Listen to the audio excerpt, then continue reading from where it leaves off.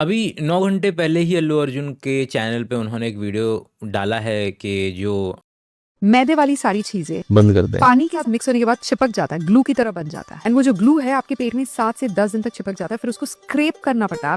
भाई चैट सच बताओ, देखो मेरी ये थियरी है कि भाई खाना जो है कभी वेस्ट नहीं होता है, क्योंकि अगर तुम खाओगे नहीं तुम डस्टबिन में फेंकोगे, कोई कुत्ता खा लेगा, कोई ऑर्गेनिज्म खा लेगा, ठीक है, कोई तो धरती में ही रहेगा ना भाई। वो तो प्रणाम। आपको क्या शुगर हो गया था?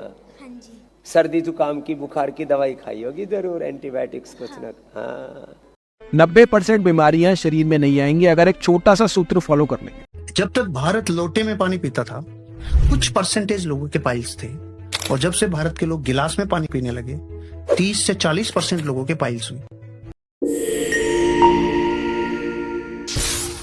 अभी 9 घंटे पहले ही अल्लू अर्जुन के चैनल पे उन्होंने एक वीडियो डाला है कि जो Allu Arjun addresses the incident happened at Sandhya theatre में, जो एक फीमेल थी उनकी जान चली गई है।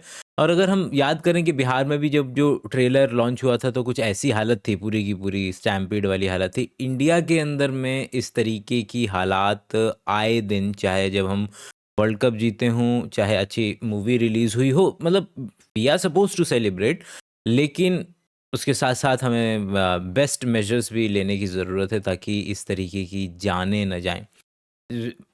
वो कुछ बेसिक प्रिंसिपल्स जिनका आप इस्तेमाल कर सकते हैं और अपनी जान बचा सकते हैं। और जब भीड़ आती है तो भीड़ के अंदर में कुछ बेसिक रूल्स हैं जो आप फॉलो कर सकते हैं, जो ज़्यादातर लोगों की जान जाती हुई देखी जाती है, अनकॉन्शियस हो जाना। और अनकॉन्शियस वो क्यों हुए, और जब वो गिरे और फिर भीड़ उन पे चढ़ के चली गई, तो वो जो छाती दबती है जब लोगों की, हाथ में अक्सर लोगों के मोबाइल होता है, तो वो सामान होता है जिसकी वजह से वो बॉक्सर पोजीशंस में नहीं आ पाते हैं। रिब केज को जो है वो आपको प्रोटेक्ट करना रहता है ताकि रिब केज पे एक्सपैंड और रिलैक्स करने की ताकत बचे। अगर वो एक्सपैंड और रिलैक्स नहीं करेगा तो फिर कंप्रेशन वाला एस्फिक्सिएशन हो जाएगा। बड़ी बड़ी टर्मिनोलॉजी से कह लेना, आप सांस नहीं ले पाएंगे, आपको लगेगा कि मैं क्या प्रॉब्लम है। हाथ से मोबाइल गिरता है, गिरने जाने दीजिए। जितना हो सके भीड़ के कोने की तरफ जितना निकल सकते हैं उतना निकलने की कोशिश कीजिए, वहाँ से जितना जल्दी हो सके वो भागा दौड़ी नहीं। और अगर भीड़ एक पर्टिकुलर डायरेक्शन में जा रही है और आपको दूसरी डायरेक्शन में जाना है तो लेट इट बी, अभी भीड़ की डायरेक्शन में जाइए, क्योंकि अगर आपने पीछे ज़बरदस्ती करने की कोशिश की तो फिर हो सकता है कि आप गिर जाएं या कोई भी आपके साथ ऐसी पर्टिकुलर चीज़ हो जाए। बाकी जो सिक्योरिटी और वैसे वाले मेजर्स हैं उसके लिए तो मैं क्या कहूँ, तो ये बायोलॉजी की नज़र से जो थोड़ा बहुत आप प्रोटेक्ट कर सकते हैं अपने आप को, तो दिस इज़। और अगर गिर भी जाते हैं तो भी फीटल पोजीशन, और जिसके अंदर में रिब केज का जो मतलब सांस लेने के लिए जो एक्सपेंड और रिलैक्स करने वाली जो जगह है वो आपके पास होनी चाहिए, जैसे बच्चा सोता है फीटल पोजीशन में। और बॉक्सिंग वाला हमेशा याद रखिएगा, ये आपको बचा सकता है काफ़ी हद तक। भाई चैट सच बताओ, देखो मेरी ये थियरी है कि भाई खाना जो है कभी वेस्ट नहीं होता है, क्योंकि अगर तुम खाओगे नहीं तुम डस्टबिन में फेंकोगे, कोई कुत्ता खा लेगा, कोई ऑर्गेनिज्म खा लेगा, ठीक है, कोई तो धरती में ही रहेगा ना भाई। वो तो जस्ट बिकॉज हम नहीं खा रहे हैं हम बोल रहे हैं वेस्ट हो रहा है भाई। बिल्कुल सही बात है। मैंने तो 8वीं क्लास में पढ़ा तो दिया जाता है law of conservation of mass, क्या ही है, कौन सी चीज़ कहाँ ही चली जाएगी। बस हम थोड़े सेल्फिश हैं कि हम चाह रहे हैं कि इंसान के बच्चे को मिल जाए, बस, और कुछ नहीं। No sarcasm at all. तो खाना ही क्या, कोई भी चीज़ वेस्ट नहीं होती, वो कहीं ना कहीं इधर उधर इस्तेमाल हो ही जाएगी। आज नहीं होगी तो कल होगी, थोड़े दिनों के बाद में होगी। बट कंटेक्स्ट जो है वो बस इतना है कि हम ये चाह रहे हैं कि वो खाना चींटी को न मिले, एक इंसान को मिल जाए, बच्चे को मिल जाए। इतना सा अंतर है, क्योंकि बहुत सारे तरीके हैं इसको समझने के। अब अगर सब लोग उतना ही खाना खाएं जितना उनको ज़रूरत है, बर्बाद ना करें, पहले तो उनकी ही हेल्थ अच्छी रहेगी जो भी कम खाना खा रहे हैं। दूसरा, लोग अगर कम खाना खाएंगे तो लॉजिस्टिकली हमको पहले से पता होगा कि कहाँ पर कितने खाने की खपत होती है।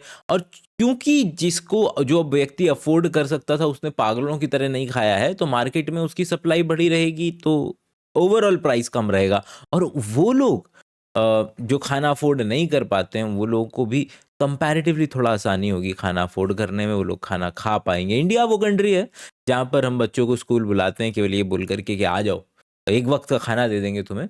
तो हम मिड डे मील प्रोवाइड करते हैं ताकि बच्चे स्कूल आए केवल और केवल इसके लिए।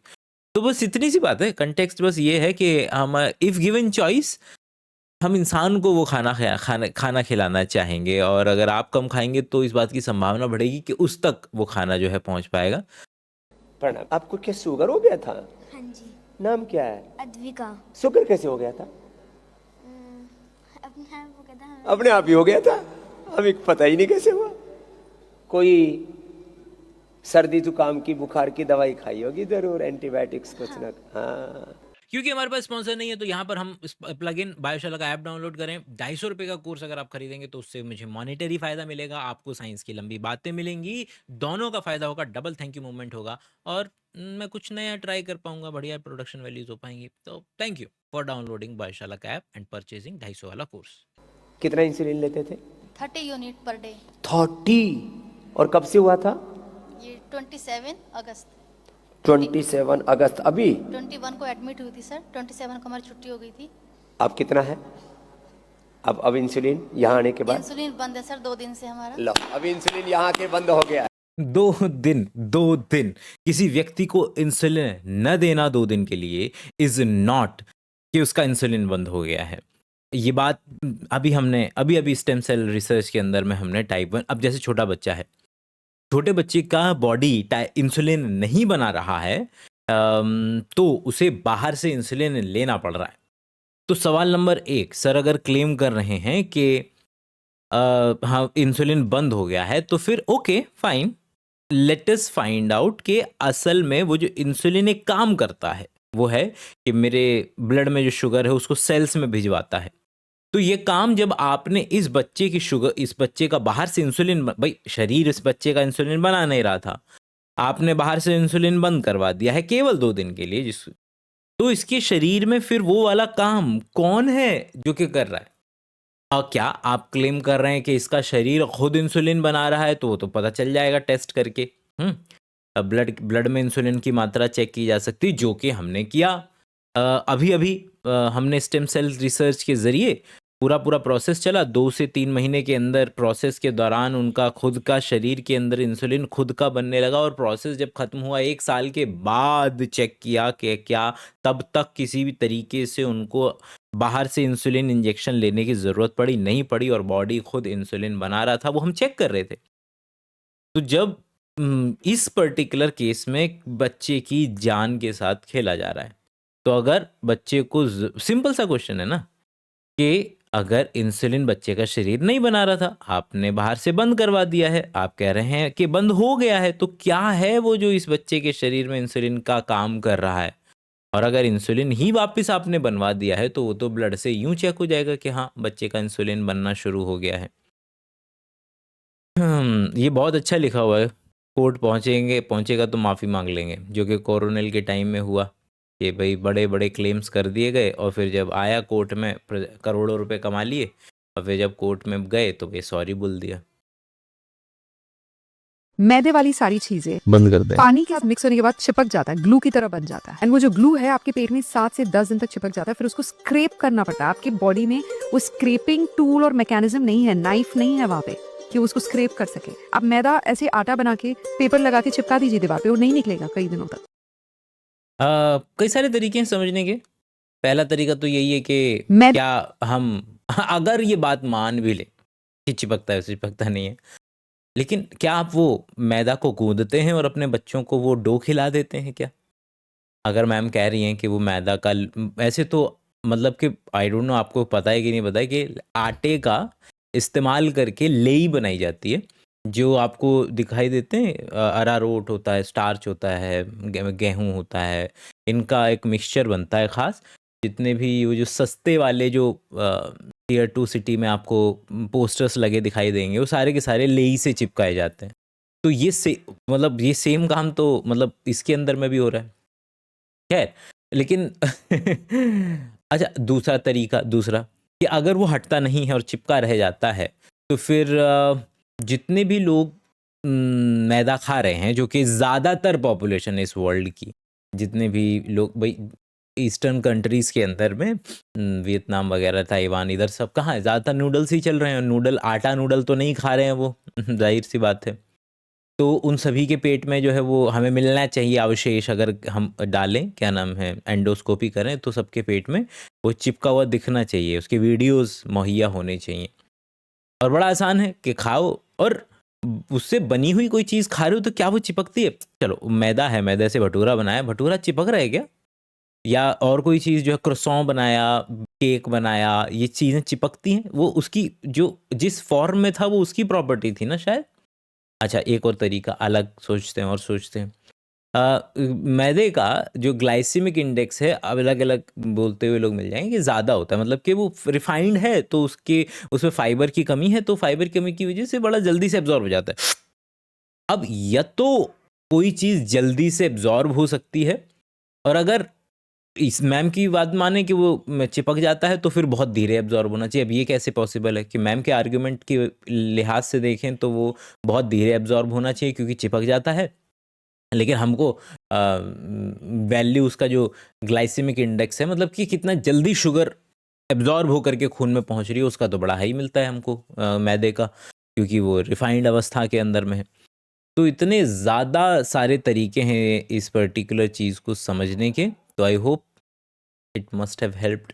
90% बीमारियां शरीर में नहीं आएंगी अगर एक छोटा सा सूत्र फॉलो कर लेंगे। जैसे कि हमें पानी कम से कम 48 मिनट तक पानी नहीं पीना है खाना खाने के बाद, और खाना खाने से पहले भी आधा घंटा पानी नहीं पीना है। बहुत तो 90%, मतलब आप सोचिए कि दुनिया अगर पानी पीना बंद कर दे तो क्या दुनिया से 90% डिजीज़ का बर्डन ख़त्म हो जाएगा? ये कहना चाह रहे हैं कि दुनिया में सब लोग अगर खाने के बाद पानी न पिएं तो दुनिया से 90% डिजीज़ का बर्डन ख़त्म हो जाएगा?